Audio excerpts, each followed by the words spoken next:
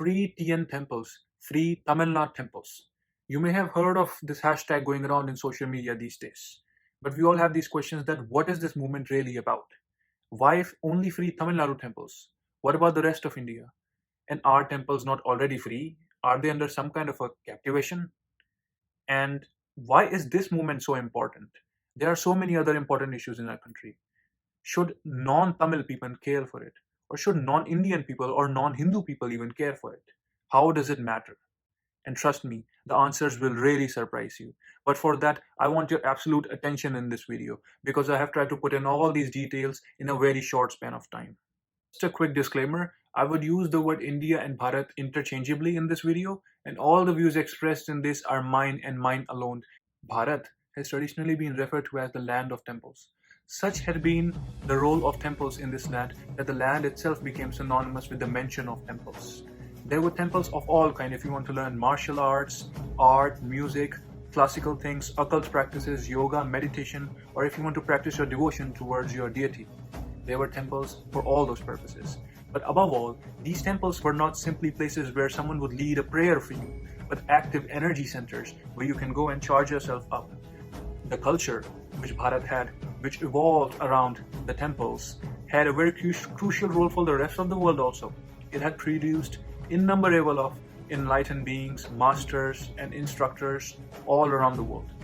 Many people and philosophers traveled from far across places to temples in India, spent time there and learned about themselves and spread that wisdom to all across the world.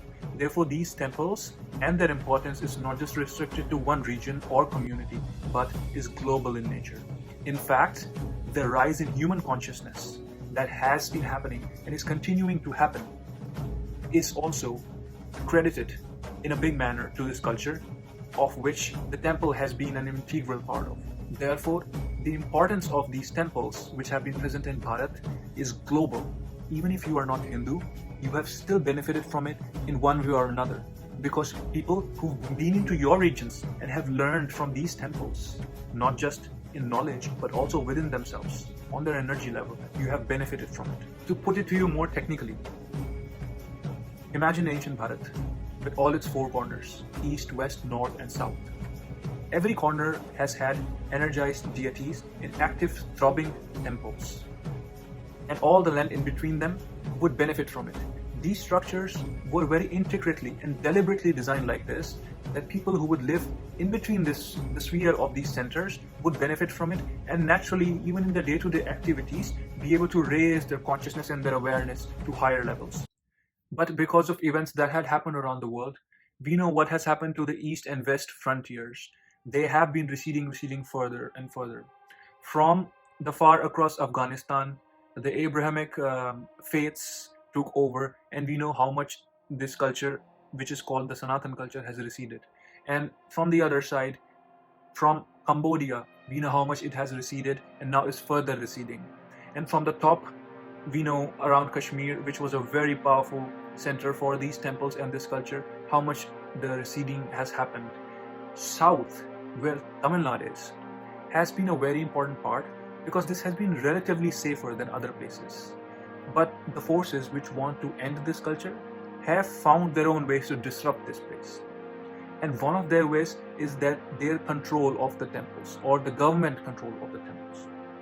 Therefore, it is very important to save and free Tamil Nadu temples and to bring them back to their original glory, not just in art and culture, but also very much alive in their spiritual dimensions, so that the world can once again be driven to a higher state of consciousness.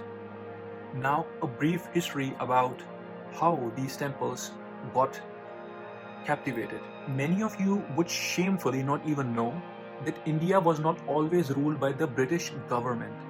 It was at first the East India Company, which was a private company from Britain which came to Bharat and then took over and ruled it. And after that, the British monarchy took over. So at the time when East India Company, which was a private company, and what is a company's interest? Money, money, money, only money. When that company was here, they passed a law to undertake all the temples under their control. They actually took over all the religious institutions from all communities. But In 1925, all other communities protested except for the Hindu community, and everyone's places of worship were released. But the Hindu temples remained in the government control, and they have been under government control ever since then. So I want you to imagine the kind of arguments that people give that these temples are in government control to end caste-based oppression is not true at all, because a private company, East India Company, doesn't care about caste-based reservation. All they care about is money, money, money. And I ask you this question, that okay, temples have been under control of government since over 200 years or more now.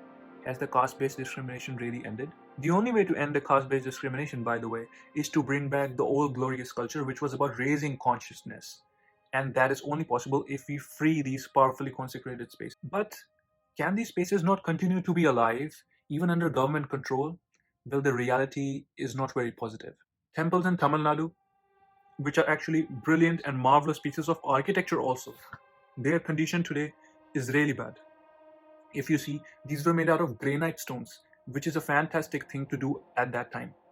Granite stone is very hard, and they formed huge temples out of it, carving it out of their own hands with chisels and hammers. I want you to imagine their state of devotion.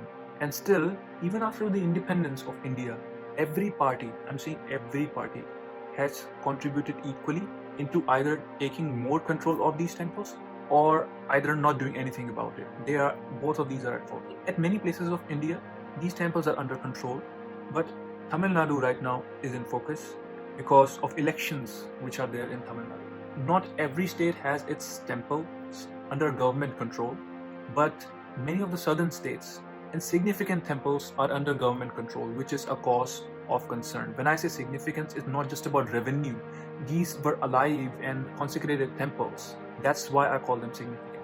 If we want to save the Tamil culture also, which is disappearing very fast, then we must ensure that temples get free. It has been seen across media platforms that how donations from Hindu temples like Tirumala Tirupati have been siphoned off towards other communities' activities. Madras High Court is on record to slam the Tamil Nadu government for failing to protect Hindu temples and its resources. And if you look at the present condition of Tamil Nadu, the temples, very important ones like Padalpetra Sthalams, where Devarams were written by Nayanmars, and Devasthanams, which were established by the Vaishnavite Alvars, all of them are in a state of ruins, pretty much. Go to the website freetntemples.org to check the blogs about all these temples and what poor conditions these are in. According to the government of Tamil Nadu's own data, 11,999 temples are in a state of decay because not even a single times of puja is being performed in them. So many of them are earning about 10,000 rupees a year. How can you maintain grand temples which are based in Tamil Nadu in that little bit of money? All the revenue and the land-based resources which are present in these temples are heavily encroached upon other entities.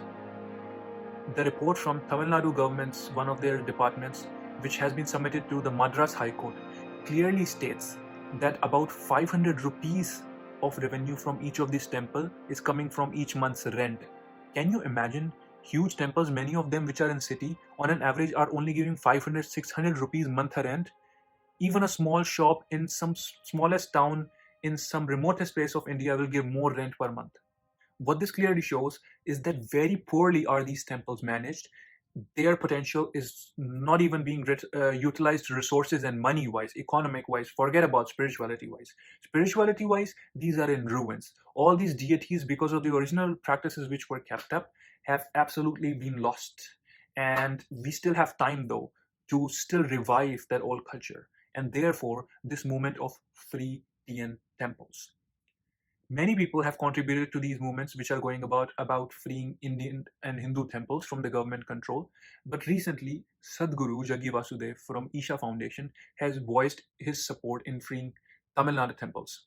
A part of this reason is that elections are near in Tamil Nadu, and this is a perfect time for citizens to put pressure on the government by voicing their opinion that this is what they want. When Sadhguru was asked about if the government releases the temples, then who will control it? How will the management board be comprised of? Would the temples become places of caste-based oppression? Then he replied that schools can be set up and people can be trained, whichever caste they come from doesn't matter. So there is no question of caste-based oppression and anyone supporting them. But he refrained from giving specific solution to it at this point. And what he said was, and I think is right, is that at this point, government should at least show intent, because no one is ready to leave our temples. Government should at least show intent in writing or in words that we are ready to leave the temples. So we know that which government to go to talk to. The solutions can definitely come later. We have so many millions and billions of people in India. Can't we figure out ways to run temples? That can definitely happen later.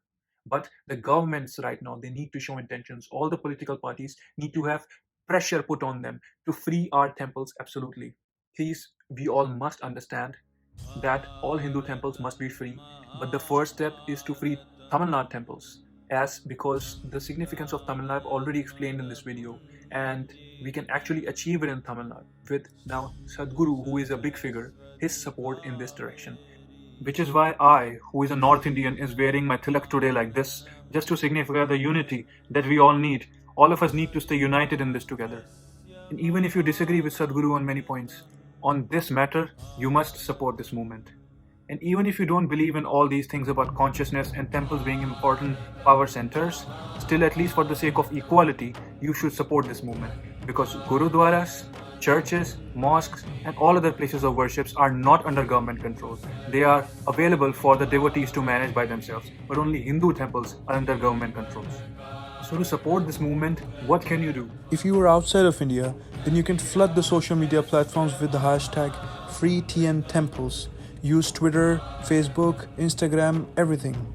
And if you are within Bharat, then you should do the same, but also give a missed call to 83000 83000 83000 83000 Itta mundru puchyam puchyam puchyam Itta mundru puchyam puchyam puchyam. Free TN temples, free Bharatiya temples, save Hindu temples. Tamil mandiron ko mukt karaएं, Bharatiya mandiron ko mukt karaएं. Tamil koyal kalai vidavekkum, Itta koyal kalai vidavekkum.